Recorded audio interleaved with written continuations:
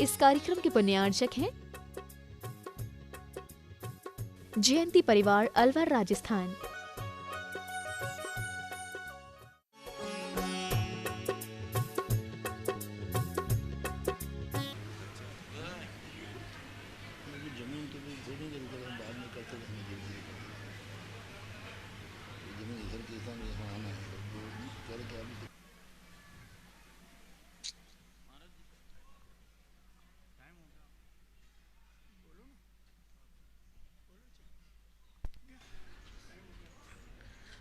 गुरुदेव के चरणों में बारंबार नमोस्तु नमोस्तु नमोस्तु।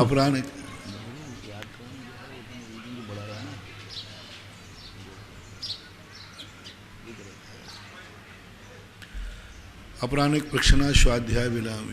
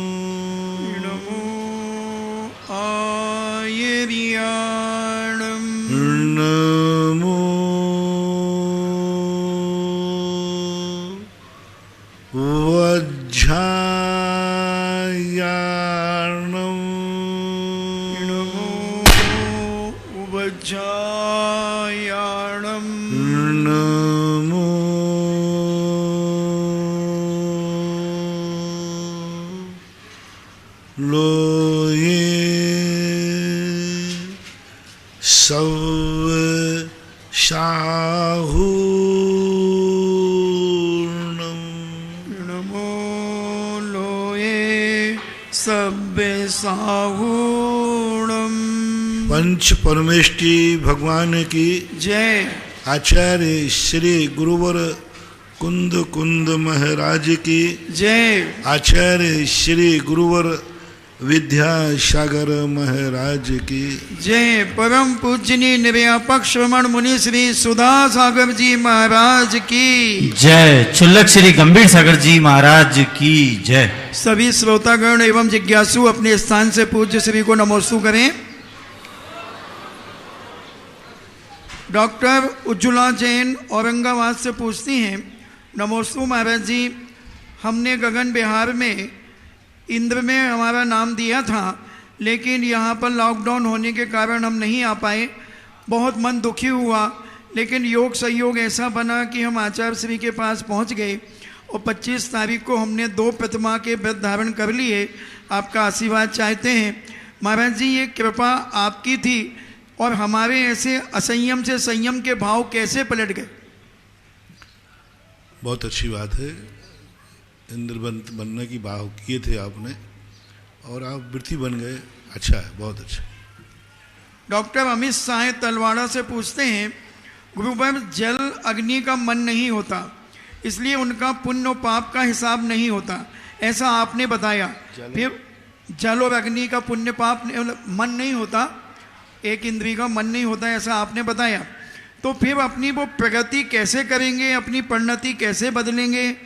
उनको हमेशा क्या इसी एक इंद्रिय आदि में रहना पड़ेगा? नहीं, ऐसी बात नहीं है। स्थावर जीवों के, मैंने कई बार कहा, स्थावर जीवों का विहीनादिक परिणाम होते हैं। कर्मों का बंध उनका एक ही प्रकार से नहीं होता, अनेक प्रकार से होता है। और वो कर्मबंध की प्रक्रिया में जब उनके मंद कर्म का उदय होता है, उस समय उनके आयु कर्म के बंध हो जाते हैं।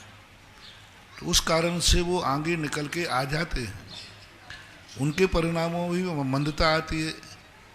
जैसे कोई वृक्ष है, बढ़िया वातानुकूल में है, उसके लिए जिस समय पानी चाहिए पानी मिल गया, उसको एक शांति का अनुभव हुआ, आकुल व्याकुल परिणाम कम हुए। मान लीजिए कोई भी अनुकूल वातावरण मिलने पर उनके अंदर भी साता कर्म का उदय आता है। एक इंद्रिय निगोदिया जीव भी है, पृथ्वी का है, अग्नि का है, जल का है, वायु का है, इनके ही माँ सदा असाता कर्म का उदय नहीं रहता, इनके भी साता कर्म का उदय आता है। जब इनके साता कर्म का उदय आता है उस समय इनके परिणामों में कुचित कदाचित निर्मलता आती है, शांति आती है, उद्वेग कम होता है, और उस समय इनके आयु कर्म बंद हो जाए और मरण को प्राप्त हो जाते हैं तो ये अपनी गति कर लेते हैं। ऐसा संसार में कोई भी जीव नहीं है जिनके साता कर्मों का उदय नहीं आता हो। नारकियों की जहाँ तक सवाल है, उनको भी कुछ कदाचित साता कर्म के उदय का वर्णन मिलता है। चलो नारकी को छोड़ भी दें तो नारकियों को छोड़कर के शेष सभी जीवों में साता और असाता, पुण्य और पाप दोनों उदय में रहते हैं। वो साधारण नाम कर्म की उपेक्षा से उनकी पाप प्रकृति का उदय है। लेकिन जब पुण्य की बात कहें सामान्य में, तो पुण्य में तो साता भी आती है, साता कर्म का उदय पुण्य में आता है। और संसार में एक भी जीव ऐसा नहीं है, एक भी योनि ऐसी नहीं है जहां कुछ ना कुछ साता कर्म का उदय ना आता हो, ऐसा मानना चाहिए। डॉक्टर ब्रती स्वाभक सुरेश जैन। और बल्कि ये मानना चाहिए कि साता कर्म का उदय जीवों के ज्यादा होता है। नारकियों को छोड़ दीजिए, आप मनुष्य अपन लोग हैं, अपने साता कर्म का उदय ज्यादा है कि असाता का? अभी आप लोगों के असाता का उदय है कि साता का? साता का।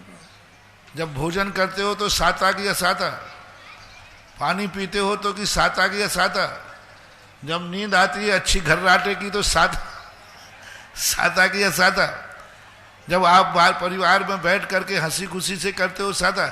24 घंटे में सबसे ज्यादा व्यक्ति का साता कर्म का उदय होता है, सबसे ज्यादा। असाता कर्म तो बहुत कम होता है, बीमारी आ जाए, कुछ आ जाए, असाता कर्म का उदय। इसी प्रकार त्रियंचों में भी साता कर्म का उदय ज्यादा होता है। वे भी अपने सुख में रहते हैं, वे भी अनुकूल वातावरण देखते हैं, वे भी संसार में उनके साथ। पेड़ पौधों का भी 1 इंद्रिय 2 इंद्रिय आदि ये कीड़े मकोड़े हैं, इनके भी साता कर्म का उदय बहुत ज्यादा रहता है। कीड़े हैं गंदगी में बिलबिला रहे हैं, उनके साता कर्म का उदय है, खा रहे पी रहे हैं, मस्त है वो। चीटा है, चीटी है, अब एक चीटी चल रही है आराम से, उसके साता कर्म का उदय है। अब कोई कुचल देगा तो असाता आ जाएगी, लेकिन जब वो चल रही है, चावल को पकड़ रही है, खा रही है, उस समय उसके साता कर्म का उदय है। पेड़ पौधे आदि हरिया रहे हैं, बढ़िया सब कुछ है, उनके साता कर्म का उदय है, उनके भी। तो संसार में लोग रोने की आदत पड़ गई, इसलिए गड़बड़ हो गया। बाकी प्रकृति ने सभी जीवों को साता कर्म का उदय ज्यादा दिया है, असाता कर्म के उदय के चांस कम होते हैं। ब्रती स्वाभक डॉक्टर सुरेश जैन औरंगाबाद से पूछते हैं, नमोस्तु महाराज जी, ब्रती स्वाभक को यदि कभी 1-2 दिन के लिए भगवान का दर्शन न मिले तो वह किस प्रकार से अपने व्रतों का पालन कर सकता है? क्यों नहीं मिले? अच्छा, अलग से कोई प्रावधान नहीं किया जाता। अपराध और अपवाद को पहले से घोषित नहीं किया जा सकता। ऐसा करने से अपराध की प्रवृत्ति बढ़ती है। पहली बात, क्यों नहीं मिले? नहीं मिले तो उपवास करो, पहला यही है। अमराज उपवास नहीं बने तो फिर पहले गलती करो, फिर बाद में आके प्रायश्चित दिया जाएगा। पहले से प्रायश्चित बता दो, अरे अपन तो खा लो, महाराज ने कह दिया थी 5 माला फेर लेना। वाह रे वाह, आजकल एक बड़ी प्रायश्चित का मार खुल जाने से लोग कहते कर लो, बाद में प्रायश्चित दे लेना, महाराज 2 मालाएं दे देंगे, और क्या। तो ये शिथिलाचार बढ़ते बढ़ते बढ़ते बढ़ते व्यक्ति को सहज जीवन में आ जाता है। सजा अपराध के बाद होती है। इसलिए पहला तो मार्ग यही है, भगवान का दर्शन नहीं करने पर उपवास। अब महाराज जी उपवास नहीं होवे तो अब ये अपवाद मार्ग है। अब फिर तुम कितने अपवाद तक उतरते हो वैसा प्रायश्चित मिलेगा। पहला तो एक ही मार्ग है, उपवास या दर्शन पूजन। अब जितने अंश में तुम पानी लेना पड़े प्रायश्चित कम है, दूध लेना पड़े प्रायश्चित और ज्यादा है, फल लेना पड़े और ज्यादा प्रायश्चित है, और भोजन ही कर लिया तो पूरा प्रायश्चित है। तो वो तो आपको अपनी व्यवस्था के अनुसार करना चाहिए। इसलिए इसके लिए अलग से कोई ऐसा मार्ग घोषित नहीं किया जा सकता कि जिस दिन मंदिर नहीं जाओ उस दिन तुम ये कर लेना। नहीं, वहां पूछा जाएगा कि आपने किस कारण से मंदिर नहीं मिला, कारण क्या था। ब्याई जी के यहां गए थे कि सम्मेद शिखर जी गए थे, कोई बीमारी में फंस गए थे, कोरोना लॉकडाउन में,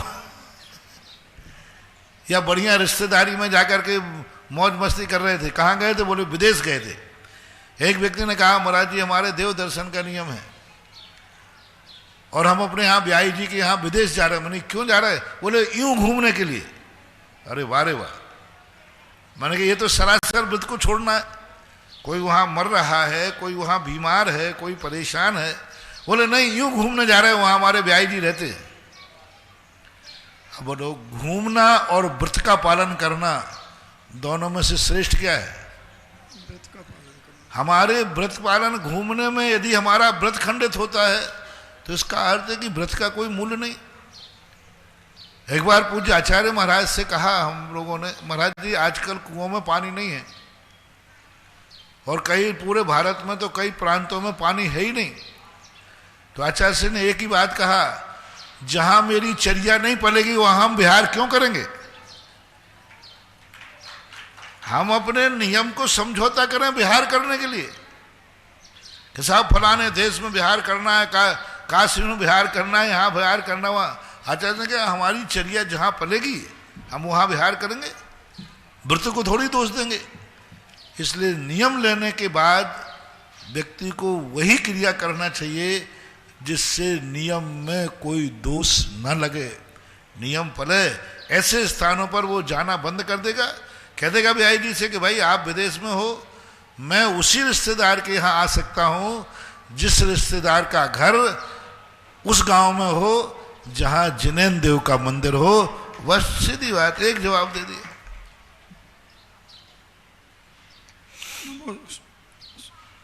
सुमन जैन कोटा से पूछती है, नमोस्तु महाराज जी, अगर किसी बेगुनाह व्यक्ति पर झूठे इल्जाम लगाए जाएं तो किस कर्म के उदय से ऐसा होता है? ये तो सदा से होता है। आप शास्त्रों में उठा के देखिए, महान महान लोगों को, तद्भव मोक्षगामी जीवों को, महान महान सतियों पर भी लोगों ने उंगलियां उठाई हैं। तो अब ये तो संसार है, कर्म का उदय तो रहता ही है। कोई ना कोई जरूर अपराध किया है। जिन जिन महान आत्माओं पर उंगलियां उठी हैं उनका शास्त्रों में वर्णन है। शास्त्रों में लिखा हुआ है कि उन्होंने इस संबंधी कोई अपराध किया होगा, उन्होंने भी कभी किसी से उंगली उठाई होगी। आज यदि कोई तुम्हारे ऊपर कोई अपराध का दोष लगा रहा है तो नियम से समझना चाहिए कभी तुमने भी किसी निरपराधी को अपवादित किया होगा। गौरव जैन केकड़ी से पूछते हैं, मेरे परम भावलिंगी संत देव गुरुदेव के चरणों में अनंत बार नमोस्तु। महाराज जी, वर्तमान में मन में अच्छे अच्छे विचार, अच्छी अच्छी भावनाएं आती हैं तो उनको मैं भविष्य में साकार कैसे करूं?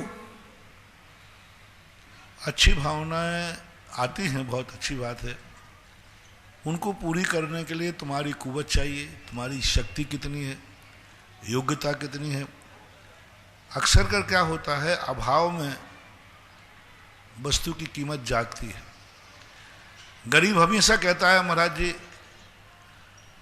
आप जब प्रवचन देते हो किसी तीर्थ क्षेत्र पर मंदिर बनाने का तो ऐसा भाव आता है कि पूरा तीर्थक्षेत्र मैं ही बना डालूं। मैंने कहा ऐसा भाव आता है? हाँ। बोले तेरी कुवत कितनी है, इनका माप सोच कितना है? बोले मूंगफली का ठेला लगाता हूं। अब बोलो ऐसे को भाव आते। अब ये भाव किसी बड़े आदमी को आ जाए जिसकी करोड़ों रुपए की महीने की आमदनी है, उसको भाव आ जाए तो कार्य हो ही जाएगा। हमेशा अभाव में वस्तु की कीमत होती है। अच्छे भाव तुम्हारे कब आ रहे हैं? जब तुम अच्छा नहीं कर पा रहे हो। अच्छा करने की कुवत नहीं है तब अच्छे भाव आ रहे हैं। जब अच्छा करने की योग्यता है तब अच्छे भाव नहीं आते। तो ये भी एक हमारी बहुत बड़ी कमजोरी है। इससे उन लोगों को शिक्षा लेना चाहिए कि जिनको अच्छा करने का शक्ति है उनको अच्छा करने के भाव बनाना चाहिए। गरीब को भाव आ रहे हैं कि मैं खूब दान दूं,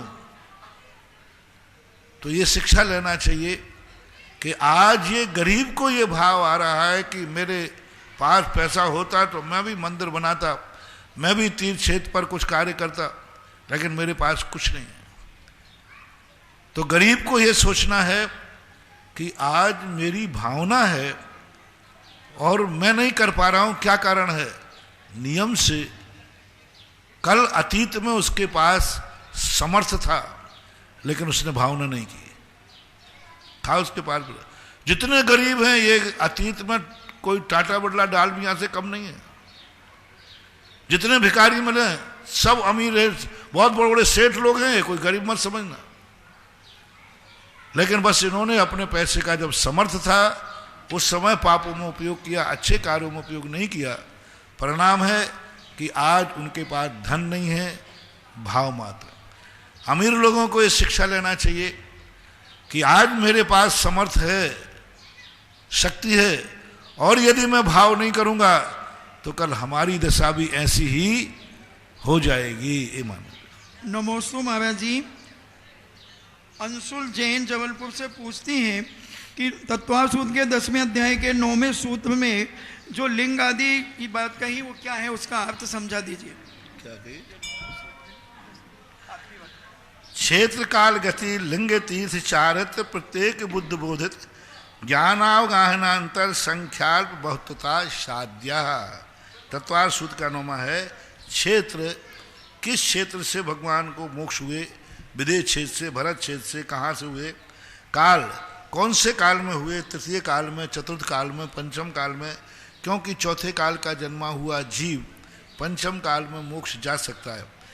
हुंडा सर्पणी काल के कारण तीसरे काल में भी लोग जैसे आदिनाथ भगवान, भरत, बाहुबली आदि ये तीसरे काल में ही मोक्ष चले गए थे। गति, गति का अर्थ होता है मनुष्य गति मूल रूप से, और सामान्य रूप से इनकी जो गति होती है अनुसरणी गति, यूँ मानना चाहिए। गति मनुष्य गति से ही होता है, अन्य गतियों से तो मोक्ष होता नहीं, और ऋजु गति से ही मोक्ष होता है, अन्य से नहीं। लिंग का अर्थ होता है द्रव्य और भाव लिंग भेष, यानी जो द्रव्य है द्रव्य से वह मुनि ही होना चाहिए, और भाव लिंग रत्नत्र उनको होना चाहिए, उसी से मोक्ष होता है, अन्य से नहीं। तीर्थ, कौन के तीर्थ में गए? आदिनाथ के तीर्थ में गए, अजितनाथ के तीर्थ में गए। किन भगवान का शासन काल चल रहा था? चारित्र, चारित्र में कौन से चारित्र की प्रधानता रही? पांचों चारित्र प्राप्त करके गए कि 3 चारित्र प्राप्त करके गए कि 4 चारित्र प्राप्त करके गए? जैसे तीर्थंकर हैं, तीर्थंकर जो हैं वो 3 चारित्र प्राप्त करते हैं, सामायिक, सुख सांप्राय और यथाख्यात। छेदोपस्थापना और परिहार विशुद्धि उनको नहीं होता। कोई छेदोपस्थापना, सामायिक आदि सुख सांप्राय यथाख्यात प्राप्त करके जाते। तो इस प्रकार का इनका प्रत्येक बुद्ध बोधित है। प्रत्येक बुद्ध बोधित यानी किसी निमित्त को पा करके, किसी कारण से उनको बोधित बुद्धि मिली। जैसे लीलांजना का देख करके ऋषभनाथ को वैराग हुआ, किसी को सफ़ेद बाल देख करके, किसी को भौरा मरा हुआ देख करके, आदि आदि। ज्ञानावगाहना, ज्ञान की प्रधानता को लेकर के सबको शुद्ध ज्ञान पूर्वक होता है, लेकिन मति ज्ञानी थे कि शुद्ध ज्ञानी थे कि अवध ज्ञानी थे आदि लेकर के अवगाहन 500 धनुष की काया में थे, 525 धनुष की काया में थे, 3.5 हाथ की काया में थे। जघन्य रूप से सिद्ध भगवान की काया 3.5 हाथ की होती है। अधिकतम काया वालों को मोक्ष होता है तो 525 धनुष की काया वालों को होता है। 525 धनुष की काया में बाहुबली का नाम विशेष रूप से लिया जाता है। 3.5 हाथ की काया वाले का मोक्ष होता है, लेकिन कोई आगम में उदाहरण नहीं मिला कि फलाना जीव 3.5 हाथ की काया से मोक्ष प्राप्त हुआ, ऐसा शास्त्रों का वर्णन है। अंतर कौन कितने अंतर से हुआ, ऋषभदेव से और अजितनाथ भगवान में कितना अंतर था, इसके पहले कोई मोक्ष गया कितने अंतरकाल से गए, संख्या एक साथ में 1 गए, 2 गए, 3 गए, 108 गए आदि आदि। अल्प बहुत पहले समय में कुछ ज़्यादा गए, 11 बजे ज़्यादा गए, 12 बजे कम गए, 11 बजे कम गए, 12 बजे ज़्यादा गए, तो अल्प बहुत कहलाता है। कौन से किस समय इनके पहले कितने गए, बाद में कितने गए, तो एक सिद्ध बनने के एक प्रकार के बाह्य निमित्तों के आधार पर लेकर के इनके ये भेद किए गए, बाकी सिद्धों में कोई भेद नहीं होता है। इंजीनियर राकेश जैन शिवरात्रि वसुंधरा नगर दमोह। नमोस्तु महाराज जी, अपने जैन दर्शन में बच्चों के मुंडन कराने की कोई चर्चा आती है क्या, और नई दुल्हन बेटी के घर आने पर पानी उतारने की अपने जैन दर्शन में कोई परंपरा है क्या? कुछ परंपराएं ऐसी होती हैं लोक व्यवहार में आती, इतना ही चर्चा की है। जिन लोक व्यवहार की परंपराओं में मिथ्यात्व का दूषण नहीं आता हो, ऐसी लौकिक परंपराएं भी स्वीकार कर ली जाती। रही बात मुंडन के संबंध में, पूज्यवर जिनसेन स्वामी ने महापुराण के अंदर एक मौजीबंद नाम की 53 क्रियाओं के अंदर एक क्रिया लिखा। उस मौजीबंद के समय पर पूरे मुंडन करा करके एक प्रक्रिया उन्होंने दी है, मात्र विशेष रूप से वहीं उसका उल्लेख मिला। 1-2 श्रावकाचार क्रिया कोष हुए, उनमें भी वर्णन मिला है, और वर्तमान में लोक व्यवहार में भी मुंडन की परंपरा चलती है, कोई बाधा नहीं, स्वीकार करना चाहिए। सुजल चौगले पुनः महाराज से पूछते हैं, बाहुबली भगवान की प्रतिमा का प्राण प्रतिष्ठा कैसे करते हैं और उनके कल्याणक कितने मनाए गए? भगवान बाहुबली के कल्याणक तो 5 ही मनाए जाएंगे। ठीक है, रत्न वृष्टि नहीं होगी, लेकिन गर्भ में आए थे कि नहीं, तो गर्भ की क्रियाएं तो करना पड़ेंगी। रत्न वृष्टि नहीं होगी, 56 कुमारियां नहीं आएंगी, लेकिन गर्भ तो जन्म हुआ था कि नहीं, तो जन्म तो उनका दिखाना ही पड़ेगा। दीक्षा तो ली उन्हें। 5 कल्याण, कोई भी पंच प्रतिष्ठा होती है उनके 5 संस्कार किए जाते हैं, 5 प्रकार के, गर्भ के, जन्म के, तप के, ज्ञान के और मोक्ष के। महेंद्र काशलीवाल पूछते हैं, नमोस्तु महाराज जी, सब अपना अपना खाते हैं, लेकिन राग द्वेष व ईर्षा आपस में इतनी क्यों रखते हैं कि परस्पर प्रेम ही खत्म हो गया है? अपना अपना खाते होते तो बात वो दूसरे की खाता का खाना चाहते। बैल होता ना, बैल, 2 बैल होते, एक बैल ऐसा होता है कि उसको घास डालो, उसको डालो, तो अपनी घास तो वो पैरों से कुचल देता है और दूसरे की घास खाता है। तो फिर किसान क्या करता है, उस बैल को इतना टाइट कर देता है कि फिर वो स्वयं की भी घास नहीं खा पाता है। ऐसे ही कोई दुनिया में बैल जाति के लोग होते हैं कुछ, जो अपने के साथ दूसरों का खाना चाहते हैं, वहीं से राग द्वेष होते, परिणाम बिगड़ते हैं। तो राग द्वेष कम करने के लिए व्यक्ति को अपने स्वयं चतुष्टय का, स्वयं द्रव्य का, अपनी स्वयं भूमि का अपनाना चाहिए। मेरा स्वयं क्षेत्र क्या है, मेरा स्वयं काल क्या है, मेरी वस्तुएं कौन हैं जिस पर मेरा स्वयं अधिकार है। यदि अपने स्वयं अधिकार वाली बात आ जाए तो बहुत कुछ राग द्वेष कम हो सकता है। ममता जैन बूंदी से पूछती हैं, नमोस्तु, मेरे आराध्य गुरुदेव के चरणों में सत्सत नमन। गुरुदेव, मेरी जिज्ञासा है कि बहुत बार मेरे जीवन में ऐसी उलझन आती है कि कोई रास्ता नजर नहीं आता, मगर आपका स्मरण करते करते जब आंख लग जाती है तो सुबह जब उठती हूँ तो सारी उलझनें सुलझ जाती हैं। मेरी दूसरी जिज्ञासा है कि महाराज जी, स्वप्न में भगवान का अभिषेक, शांति धारा आदि देखने का क्या महत्व है? बहुत अच्छी बात है। मेरे नाम लेने से तुम्हारा काम बनता है तो मुझे कोई ऐतराज नहीं है। हमारा क्या बिगड़ता है? तुम्हारी बिगड़ी सुधरती है, तुम्हारे समाधान हो जाए। तो मैंने एक दिन कहा था, मेरे जीवन में एक ही है, मैं जिसको देखूं वो खुश हो जाए, जिसकी मैं सुनूं वो खुश हो जाए, जो मेरे जीवन में थोड़ा भी मन में विचार करे वो खुश हो जाए। यानी सब तरफ से जो मेरे से जुड़े वो खुश रहे, यही हमारी हमेशा तमन्ना रहती है। मन से जुड़े तो खुश हो जाए, यही सबसे बड़ी साधना है। महानता क्या है? महान व्यक्ति वह नहीं है जो बड़ा है, महान व्यक्ति वह है छोटा जब उसका विचार करता है, मन में भाव आ जाए तो खुश हो जाए, आंखों से दर्शन हो जाए तो खुश हो जाए, कानों से वाणी सुने तो खुश हो जाए, हाथों से छूने को मिल जाए तो खुश हो जाए। इसी का नाम है महानता। बड़े को हमेशा मैंने बड़े का लक्षण बताया था। 2-3 दिन मैंने बड्डे पुराण पढ़ा था। बड्डे पुराण प्रवचन में लिया, बड़ा कौन है? तुम बड़े हो कि नहीं?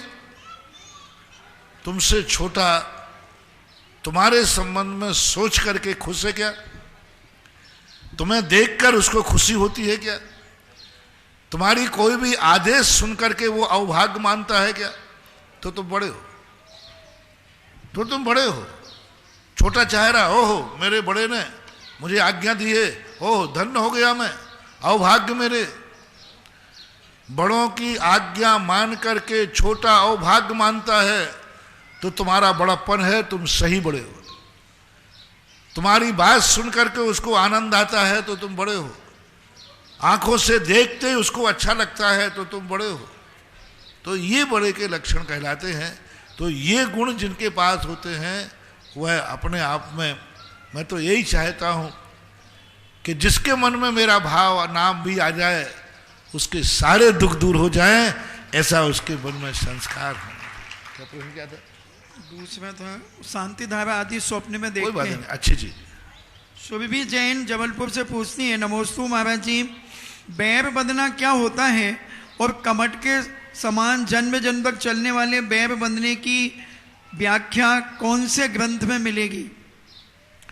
बैर का अर्थ इतना नहीं होता है कि जब व्यक्ति वर्तमान में किसी के साथ प्रतिकार नहीं कर पाता तो वह गांठ बांध लेता है, मौका आने पर देखूंगा, समय आने पर मैं इसका बदला लूंगा।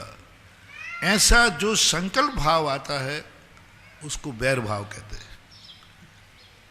और कमठ के जीव का पारसनाथ के साथ कब का बैर भाव था, 10 भाव पहले का तो कोई उल्लेख मिल नहीं रहा। 10 भाव का जो मिलता है वो पार्स पुराण के अंदर मिल जाएगा।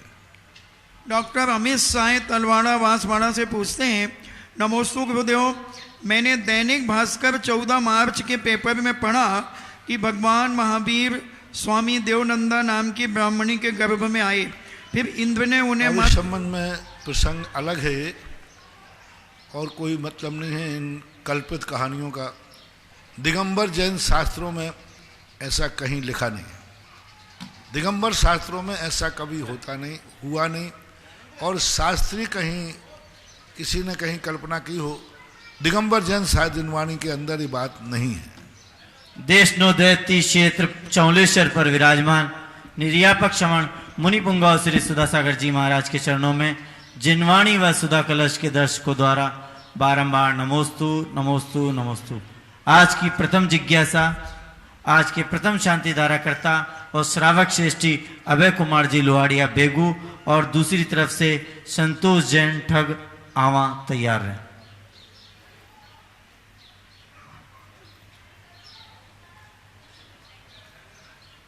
परम पूज्य गुरुदेव के पावन चरणों में नमोस्तु नमोस्तु नमोस्तु। परम पूज्य गुरुदेव, गुण 36 25 8 20 भव तारण तरण जिहाजिस, गुरु की महिमा वर्णी नहीं जाए, गुरु नाम जपो मन वचन काए। गुरुदेव, आपने एक बार प्रवचन में बोला था कि अपने गुरु की दस्ती एक बार किसके ऊपर पड़ जाती है धन्य हो जाता है। तो महाराज जी, ऐसा क्या पूर्व जन्म का मेरा संस्कार है या गुरु जन्म का ऐसा पुण्य है कि महाराज जी जब भी आपके दर्शन करता हूँ मेरा भाव एकदम गदगद हो जाता है महाराज जी, और मैं शांति धारा और दूसरा कोई भी पूर्ण कार्य हो मैं उसके तत्पर हो जाता हूँ। हमेशा आप हमारे हृदय में विराजमान रहते हैं महाराज जी। जब भी मैं आपको याद करता हूँ मेरा हर दुख कष्ट दूर हो जाता है महाराज जी। ऐसा क्या है? नमस्कार महाराज जी। देखो, तुम्हारा गदगद भाव ही तो आज निश्चित था कि मुझे ऊपर पहाड़ पर शांति धारा में नहीं जाना था लेकिन जैसे तुम्हारी बात चर्चा आई, तुमने कहा, तो नहीं जाते हुए भी मैं गया और मुझे जहां जाना था मैं वहां भी गया। तुम्हारे गदगद भाव ने भली मुझे कष्ट दिया तो किया, लेकिन तुम्हारे गदगद भाव की इच्छा पूरी हुई। जय हो, जय हो। क्योंकि मैं 6:30 बजे जाता, थोड़ा ठंडक में जाता। अब तुम्हारी भक्ति इतनी प्रबल थी कि मुझे शांति धारा में जाना पड़ा और 1.5 घंटे लेट हुआ। उसका परिणाम ये हुआ कि तुम्हारी शांति धारा ने आज सारे भारतवर्ष को प्रवचन से वंचित किया। यानी सारे भारतवर्ष के लोगों के प्रवचन सुनने का पुण्य और तुम्हारी भक्ति का पुण्य ज्यादा प्रबल था कि उनका कार्य रुक गया और तुम्हारा कार्य हो गया। और यदि मैं शांति धारा के ऊपर नहीं जाता तो मुझे जहां जाना था मैं वहां तो जाता, लेकिन ठीक समय पर लौट के आ जाता तो प्रवचन मिलता। तो अब इसी से अंदाज लगाना कि तुम्हारे अंदर की भक्ति में दोनों तराजुओं में कितना फर्क आ गया। तो जब अंदर की कोई भक्ति होती है तो बहुत बड़े बड़े पुण्यवानों का भी पुण्य कमजोर हो जाता है और पुण्य बलवान हो जाता है। अगली जिज्ञासा संतोष जी जैन ठग सुदर्शनोदय और पंडित ब्रजेश शास्त्री महुआ तैयार है। नमोस्तु महाराज जी। महाराज जी, मेरी जिज्ञासा है कि भावी मनुष्य को ऊंचा उठाती है और भावी मनुष्य की नीचा गिराती है, तो भाव और भावना में क्या अंतर है? भाव और भावना, भाव जो है तत्समय होता है। जैसे इस समय हम जो भाव कर रहे हैं इसको भाव बोलते हैं। भावना का अर्थ होता है आगे की हम चाहे कर रहे हैं, इच्छा कर रहे हैं। वर्तमान में मेरे पास नहीं है, मेरी भावना है कि मुझे मोक्ष मिले, चाहे एक सम्यक दर्शन हो, मेरा कल्याण हो। तो भविष्य में जिस वस्तु को प्राप्त किया है करना पड़ता है उसकी भावना भाई जाती है। जिस वस्तु को छोड़ दिया है वो वस्तु मेरे जीवन में दोबारा ना आ जाए उसकी भी भावना भाई जाती है। हे वस्तु की भावना भाई जाती है कि जिससे उस हे वस्तु हमारी जिंदगी में ना आ जाए, तो इस प्रकार की भावना। और भाव का अर्थ होता है जिस समय आत्मा का जो परिणाम अनुभव कर रहा है उसको भाव बोलते हैं। ऐसा नहीं। पंडित ब्रजेश जी शास्त्री महुआ और इसके पश्चात अंजना देवी बेगू तैयार है। पूज्य गुरुदेव के चरणों में मेरा, मेरे परिवार का, महुआ समाज की ओर से कोटि कोटि नमोस्तु नमोस्तु नमोस्तु। महाराज श्री, आज 2 जिज्ञासाएं हैं मेरी। पहली तो है गुरुदेव कि एक दिन सपने में मुझे आपके सानिध्य में शांति धारा बोलने का सौभाग्य मिला। तो जैसे ही मैंने ओम का उच्चारण किया, जो कि लंबा उच्चारण 3 बार होता है, तो आपने कहा रुक रुक, ये कानों में चुभ रहा है। तो इसका क्या कारण हो सकता है महाराज जी? और दूसरा है महाराज जी आज की जिज्ञासा कि महाराज जी, संसार में गुंडा, बदमाश, डाकुओं से कोई नहीं उलझना चाहता, ना उन पर कोई दोषारोपण करता है। धर्मात्मा, सदाचारी, सज्जन व्यक्तियों से सब कोई उन पर दोषारोपण करता है, उनसे उलझता है, उनसे रागद्वेष करता है, ऐसी क्या बात है? नमस्ते महाराज। जैनियों के घर में छिपकलियां ज्यादा रहती हैं, क्योंकि वो उनको मारते नहीं है। मुसलमान के घर में छिपकली मिलेगी ही नहीं।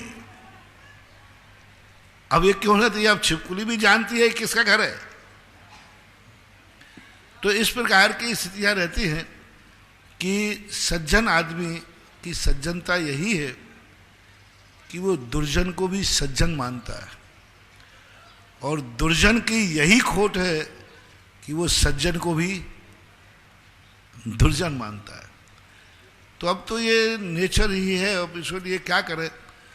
और मेरा तो कहना ये है कि दुर्जन जो आरोप लगा रहा है और सज्जन यदि उसको सहन करता है, इसी कारण से वो सज्जन है।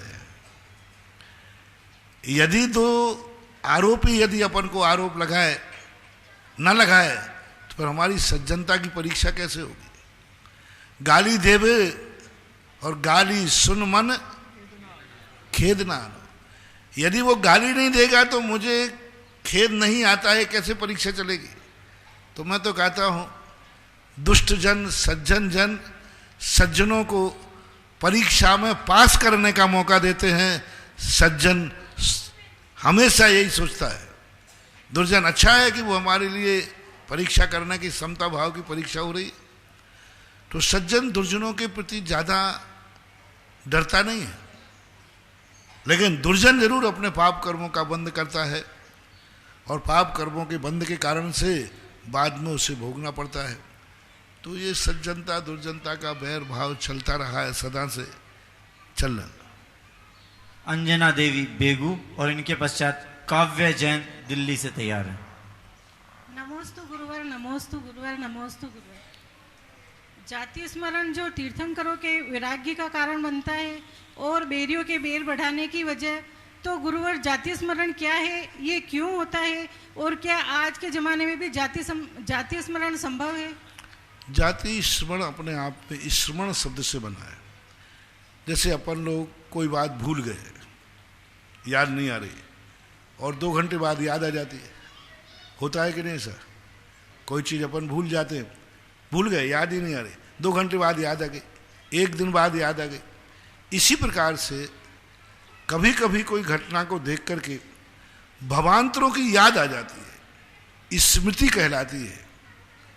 जाति स्मरण जो है पूर्व भाव का, जाति का अर्थ है जो हमारे सामने वर्तमान में घटित हो रहा है, उसी जाति को देखकर उसी संबंधी भवांतरों की स्मृति हो जाना।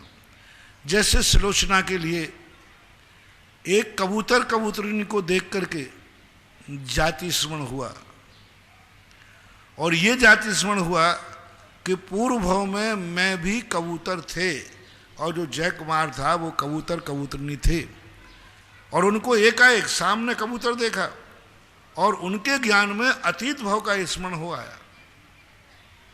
तो कभी कभी ऐसा हो जाता है, लेकिन वो स्मरण ऐसे नहीं कि अपन मन से धुआं में लाठी चला दो।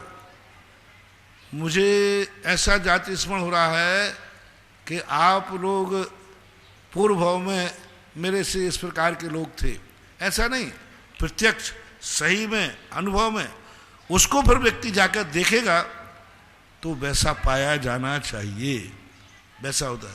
तो ये जाति स्मरण कहलाता है। आज पंचम काल में जाति स्मरण के संबंध में कोई उदाहरण देखने को नहीं मिलता। जाति स्मरण नहीं हो सकता है ऐसी आगम में निषेध वाक्य नहीं है, लेकिन किसी को जाति स्मरण पंचम काल में हुआ है ऐसा भी आगम में कोई उल्लेख नहीं मिलता।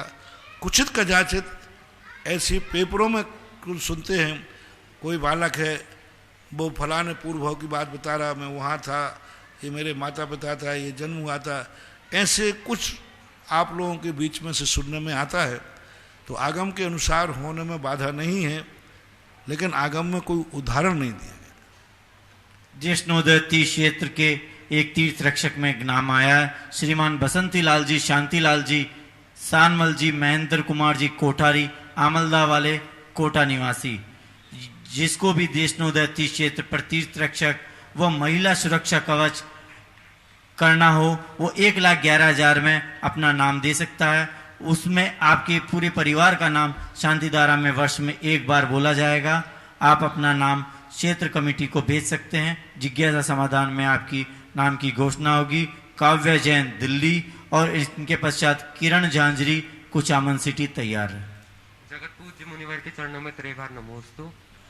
गुरुवर, मेरी ये जिज्ञासा है कि पहले के समय में पिच्छी का परिवर्तन चौके में ही हो जाता था। जब मुनि महाराज आते थे तो चौके में उनको पीछी दी जाती थी। तो महाराज जी, ऐसा क्या रहा कि आज हमें समारोह के रूप में पिच्छी का परिवर्तन करते हैं? चौके में किसी ने परिवर्तन किया, आपके पास उदाहरण है? कहाँ से पढ़ा आपने? हमें महाराज जी ने बताया। कहाँ से लिखा आपने? कहाँ देखा? कभी हुआ ऐसा क्या कि चौके में पिछी परिवर्तन हुआ हो? कहीं नहीं हुआ। कोई एक उदाहरण तो दो। कोई बात को करने के पहले भाई रेफरेंस होना चाहिए। किन महाराज का चौके में कोई आगम में उदाहरण आया? चौथे काल में कभी उदाहरण आया कि चौके में पिछी परिवर्तन हो गया? हो ही नहीं सकता। कैसे संभव है? नई पिछी ले लेंगे, पुरानी छोड़ देंगे। चौके में हार करने गए थे कि लेन देन करने गए थे? कहीं आगम में, किसी भी आगम में कहीं भी उल्लेख नहीं है कि हार के समय पिछी का परिवर्तन होता है। ये मनगढ़ंत कुछ कर लिया हो, कोई बात वर्तमान में हो, आगम की बात नहीं। मैं ऑब्जेक्शन इसलिए उठा रहा हूं, आपने कहा पहले ऐसा होता था, तो वही मैं पूछता हूं पहले कब होता था? जाति स्मरण तो नहीं होगा बाबू तुझे किसी का? क्या पता तूने कभी महाराज रहा हो और तूने कभी किया हो, तो बात अलग है। मैंने तो आगम में ऐसा नहीं सुना। पिछी परिवर्तन का जो उल्लेख है वो ये है, पिछी परिवर्तन होता ही नहीं था। जंगलों में हम लोग रहते थे, मयूर मिलते थे, प्रतिदिन पुराना पंख खराब होता था, खराब निकाल देते थे, नया पंख लगा देते थे। पहले ऐसे मुट्ठी से बंधे हुए जैसे होते ना, वो झाड़ू वाले जैसे, ऐसे ही पुराना पंख निकाल दिया, फेंक दिया, नया पंख मिल गया।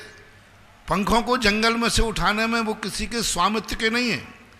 मयूर ने अपने आप छोड़ा है तो हम लोग अपने आप उठा लेते थे। और यानी प्रतिदिन पिछी बदली जाती थी, प्रतिदिन चलता रहता। पुराना पंख निकल गया, नया चलता, परिवर्तन होती ही नहीं थी। दूसरी बात, पहली बात। अब दूसरी बात है, वर्तमान में हम लोग जंगल में नहीं रहते।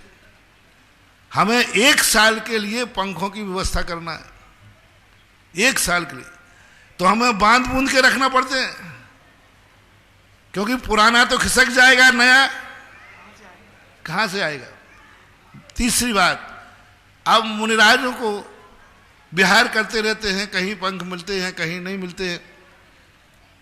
तो श्रावक लोगों ने कहा कि महाराज जी, इसमें एक पंथ दो काज, क्यों ना इसका महोत्सव किया जाए, सब लोगों को अनुमोदना का पुण्य लग जाएगा, अन्यथा एक को ही लगेगा। कृत कार्यत और अनुमोदना का, ऐसा मानना चाहिए। मनगढ़ंत बातें आगम में, हाँ ये कह सकते हो महाराज जी मुझे ऐसा भाव आ रहा है, ऐसा होना चाहिए, पहले होता था, ये कहते समय तो तुमने बहुत बड़ी चुनौती दे दी। हाँ, कहीं नहीं होता था और किसी ने कहा है तो आप उससे जाके फिर पूछना कि महाराज जी कहाँ लिखा है, ये तो बताओ, किसी का हुआ है उसका नाम बताओ। ऐसा श्रीमती किरण जी झांझरी कुचामन सिटी और इनके पश्चात दीपक जी जैन शास्त्री सुदर्शनोदय तीर्थ आवा। महाराज जी के चरणों में नमोस्तु नमोस्तु नमोस्तु। महाराज जी, ये कोटि शिला कहाँ पर है और इसका जैन दर्शन में क्या महत्व है? कोटि शिला के संबंध में वर्तमान में कोई निश्चित प्रमाण नहीं दे पा रहे। कई लोग कुलुआ वहाँ शिखर जी के पास में है, कुलुआ पहाड़ है, उसको कोटि शिला कहते हैं। अब कोटि शिला के संबंध में कई विचार आते हैं। पूज्यवर रविशरण महाराज ने श्री पद्म पुराण के अंदर जब रामचंद्र जी वनवास की तरफ गए दक्षिण की तरफ, तब उन्होंने लक्ष्मण ने कोटि शिला को उठाया। लेकिन अब वो कोटि शिला स्थान कौन सा था, कहाँ था, इसका कोई उल्लेख नहीं मिल रहा है। इसलिए हम निश्चित घोषित नहीं कर सकते यही कोटि शिला है।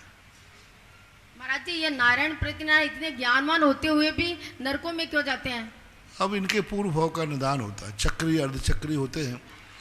पूर्व भाव में ये धर्म के बदले संसार मांग लेते हैं, इसलिए वर्तमान भाव के कारण से उनको ऐसा नहीं है। एक भाव पहले की भूल का उनका एक प्रकार की परिणति नियोग हो जाता है। दीपक जी जैन शास्त्री आवा और इनके पश्चात वैजंती माला जामोली तैयार है। निर्यापक मुनिपुंगव श्रेष्ठ श्री के चरणों में बारंबार नमोस्तु।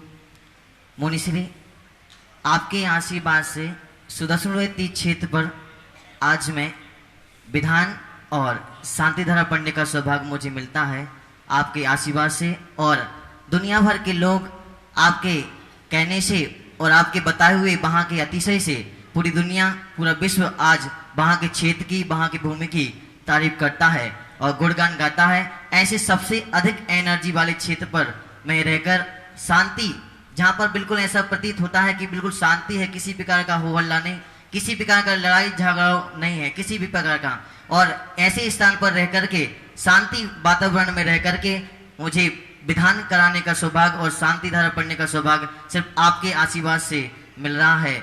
ऐसे मैं मुनिश्री, मेरी जिज्ञासा यह है कि ऐसा कैसा मेरा पुण्य है कि ऐसे सबसे अधिक एनर्जी वाले क्षेत्र पर रह करके मुझे विधान कराने का सौभाग्य और शांति धारा पढ़ने का सौभाग्य आपके आशीर्वाद से मिल पा रहा है। मैं कहता हूँ सुदर्शन क्षेत्र में अतिशय नहीं है, वहाँ अतिशय है, सो मैं कहता हूँ। जय हो जय। मैं सदा कहता हूँ मैं बोल रहा हूँ सो वह सत्य नहीं है, जो सत्य है वह मैं बोल रहा हूँ। आमा तीर्थ क्षेत्र की मैं तो जौहरी हूँ, हीरा तो तीर्थ क्षेत्र होता है, तीर्थ होता है, हीरा तो तीर्थ है। ये बात अलग है कि मुझे गर्व है। एक बार मैंने भगवान से कहा, भगवान मैं भी आपसे कम नहीं हूं। तो बोले, छोकरे तू मेरे से ज्यादा क्यों? मैंने कहा कि भगवान मैंने आपको पहचान लिया, ये कम है क्या? जय हो जय। मैंने आपको पहचान लिया। दुनिया में ना जाने कितने लोग हैं जो आपको पहचानते ही नहीं, वो तो कंकड़ पत्थर समझते हैं।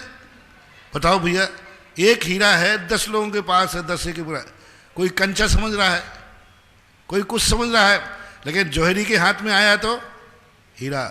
तो भगवान मुझे गर्व है कि आप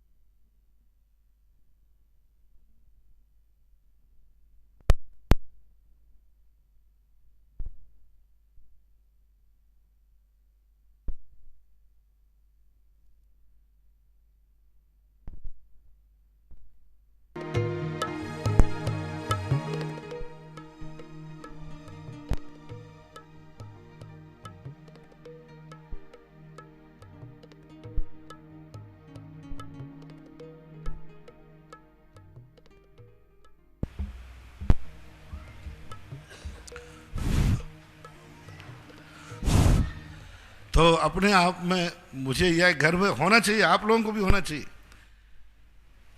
अरे भगवान तू तो सच्चा अनादिकाल से था, लेकिन मैंने तुझे सच्चा माना ही नहीं। आज मुझे गर्व है कि मैंने भगवान तुझे पहचान लिया। तू हीरा है, मैं जौहरी हूं। मुझे गर्व है कि मुझे तीर्थ क्षेत्रों की और मूर्तियों की वो अतिशय, वो शक्तियां पहचानने की शक्ति आ जाती है। आमा की शक्ति पहचान में ऐसे ही नहीं है, ध्यान रखना। जौहरी जैसे, आवाज नहीं आ रही है? जौहरी जैसे, अरे नहीं आ रही है भाई? हाँ, तो जौहरी आमा की शक्ति पहचानने के लिए जैसे जौहरी को टाइम लगता है ना, ऐसे ही महीनों लगे। और जौहरी वहां की जो शक्ति पहचानी वो दुनिया के सामने रखिए। और दुनिया, मैं तो हमेशा कहता हूं, मेरी बात मानना नहीं, मेरी बात सुनना, और जब तुम्हारी आत्मा में 100% उतर जाए तो फिर जरूर मानना। जय हो जय हो जय हो। मेरी बात सुनना जरूर, क्योंकि मेरी बात को सुन करके फिर तुम अपने अनुभव को तोलना, दोनों सही निकल जाए तो मुझे खुशी होती है। और आज आवा जाकर के लोग, जो मैंने वहाँ की वर्णनाओं का एहसास किया, महसूस किया, दुनिया के सामने रखा, आज दुनिया वहाँ जाकर के कहती है जो आपने कहा था उससे कई गुना ज़्यादा मैंने वहाँ पाया। जय हो जय हो। और वहाँ मिला। तो हर क्षेत्र को है, चिंता मत करना। चौलेश्वर में अभी चल रही है जोहरी का काम। जय हो जय। यदि मैं उतावला करता तो मैं तो एक दिन में ही बोल देता, लेकिन मुझे टाइम लग रहा है, क्योंकि किसी भी चीज की सही परीक्षा करके जो घोषणा की जाती है वो मुंह से की हुई थ्योरी जगत के लिए प्रैक्टिकल हो जाती है।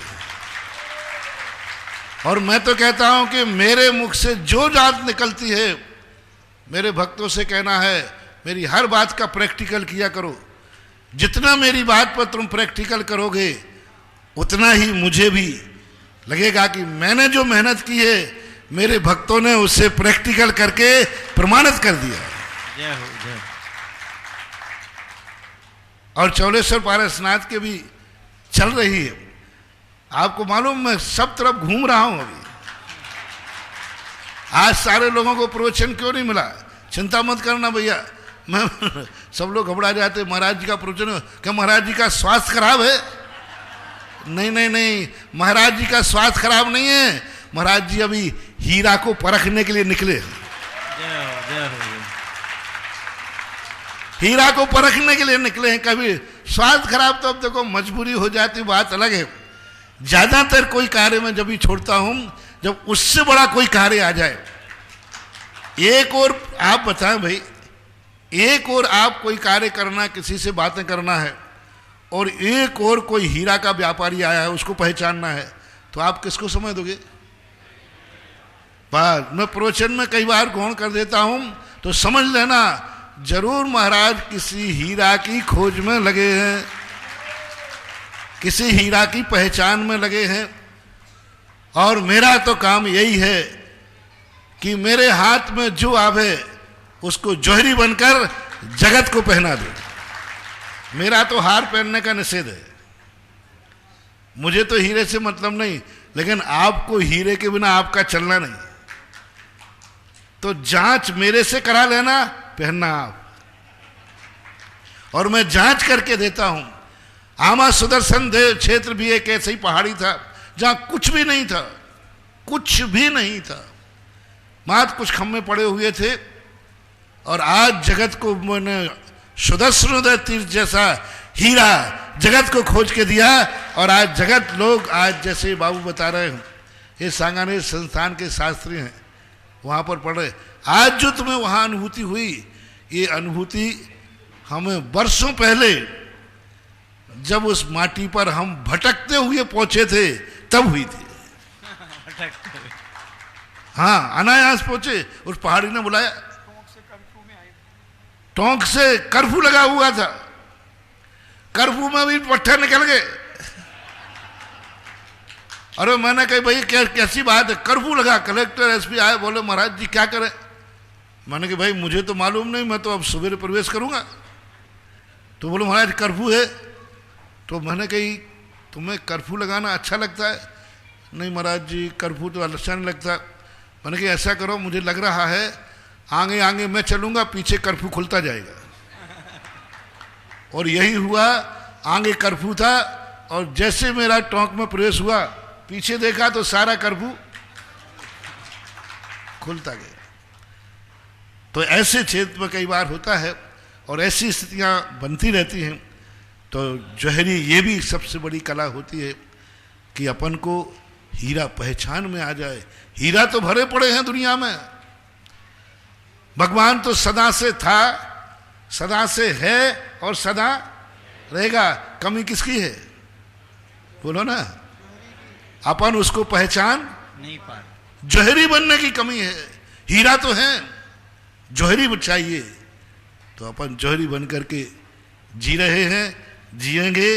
ना जाने कितने जिंदगी में कितने ऐसे तीर्थ रूपी हीरा आएंगे जो जौहरी बनकर मैं परखूंगा और जगत को दूंगा। चौलेश्वर का भी बहुत जल्दी, चिंता मत करना। जो चीज में जितना टाइम लग रहा है वो समझ लेना वहां माल उतना ही ज्यादा निकलने वाला है। जय हो, जय हो। बस तुम तो तैयार रखना, जिस दिन घोषणा होना है उसी दिन आप लोगों को बस लूट लेना है। बस सोचना नहीं, विचार नहीं करना, नहीं तो पछताते रह जाओगे। हमारा माल जिस दिन खुलता है इतने ही में लुट जाता है कि मैं घर फोन कर लूं। फोन करने तक जब तक वो आता है तब तक तो कहते भैया हो गया पूरा। और हो सकता है कल कुछ चमत्कार हो जाए चौलेश्वर में, तो हो जाए, कोई बड़ी बात नहीं। कल हो सकता है कुछ ऐसा इतिहास चौलेश्वर का बदल जाए जो सारा विश्व नहीं, सारा 3 लोग देखे उसके लिए। जय हो, जय हो, जय। कुछ हो सकता है कल। आज आपने आवा की बात लेकर छेड़ दी तो देखो कल क्या होता है। मैं अभी कुछ नहीं कहूंगा, कल की बात कल ही कहूंगा। जय हो, जय। सब लोग अपने अपने कल टीवी तैयार रखो, सोचो और आज माला फेरो कि कल गुरु के मुख से ऐसा निकले जो 3 लोग गर्व करें उसके ऊपर। जय हो, जय।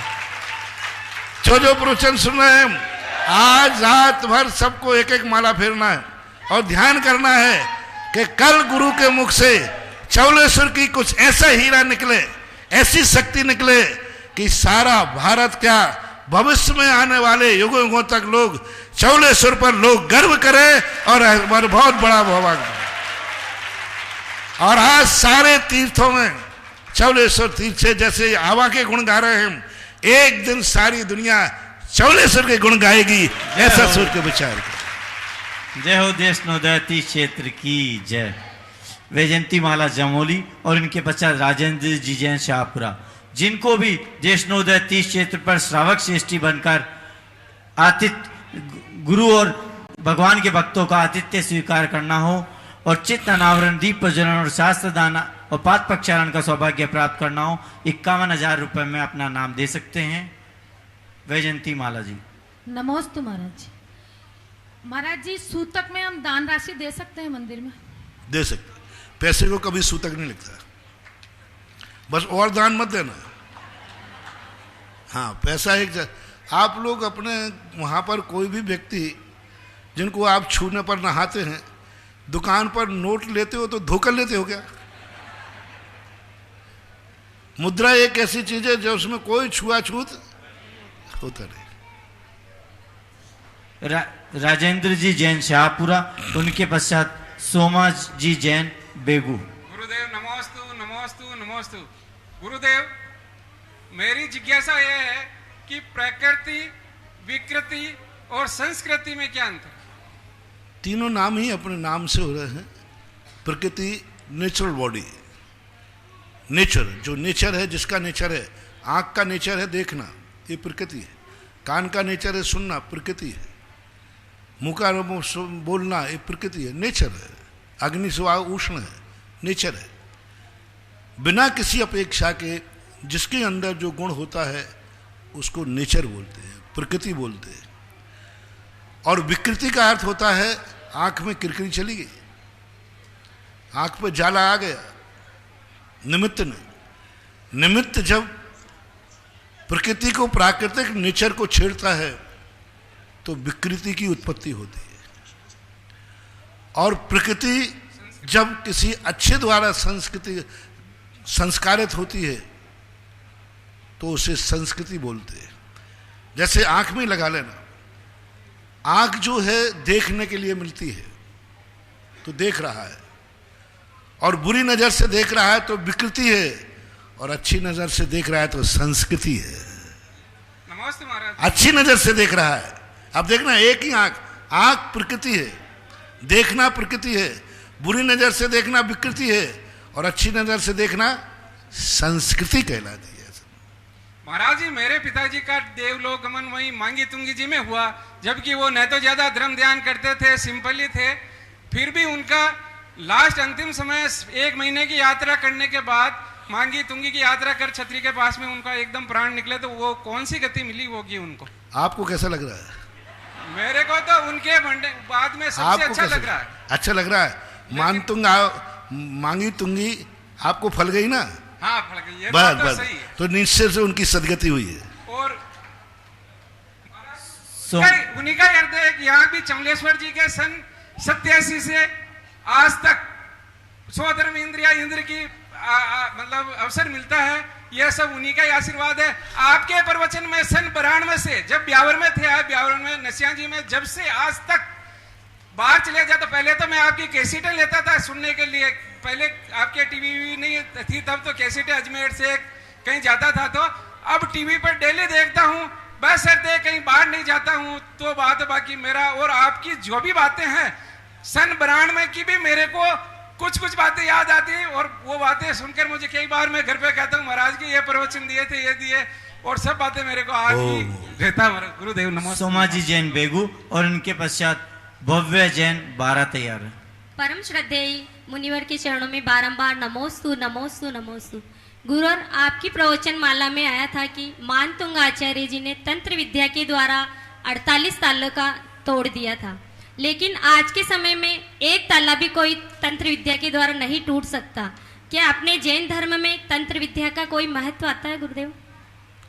तंत्र विद्या से नहीं तोड़ा था, मंत्र विद्या से तोड़ा था। मंत्र है ना भक्ति से, और उन्होंने तोड़े नहीं थे, तोड़ने के लिए पढ़ा भी नहीं था, वो तो अतिशय से टूट गए थे। मानतुंग आचार्य ने भक्तांबर इसलिए नहीं पढ़ा था कि 48 तारे टूट जाए। उन्होंने कहा संकट की घड़ी में क्या करना चाहिए? बोले भगवान की भक्ति करना चाहिए। बस उन्होंने भक्ति की, ताले टूटते गए, और तो ये तो अतिशय हुआ। उन्होंने तोड़े नहीं थे। तांत्रिक तोड़ता है, मांत्रिक के मंत्र से टूटते। तंत्र में और मंत्र में अंतर है। तांत्रिक तोड़ता है, उच्चाटन मारण करके तोड़ता है, ये चीज टूटना चाहिए।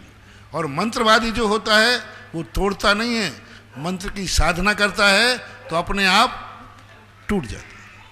अंतिम जिज्ञासा भव्य जैन 12।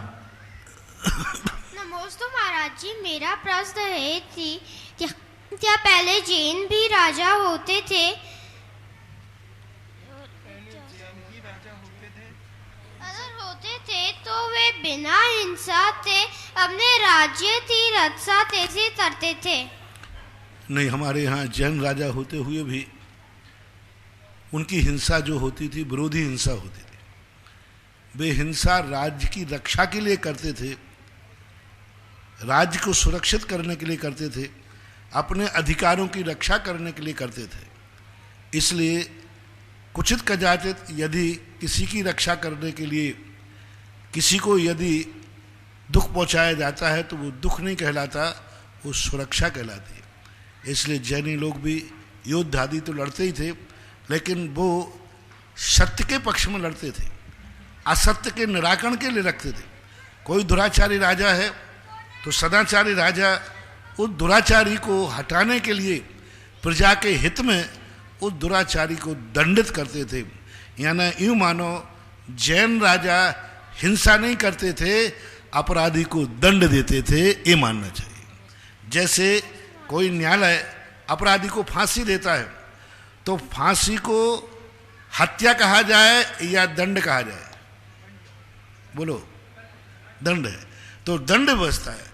तो जो अच्छे राजा होते थे वे दुराची राजा को दंडित करते थे, ना कि उसकी हिंसा करते थे। अब हिंसा दंड में कई बार प्राणघात भी दंड में होता है, लेकिन हत्या करना और फांसी देना, दंडित करना, दोनों में अंतर है। परम उपकारी निर्यापक क्षमण मुनि पुंगव श्री सुधासागर जी महाराज की जय। इस कार्यक्रम के पुण्यार्चक थे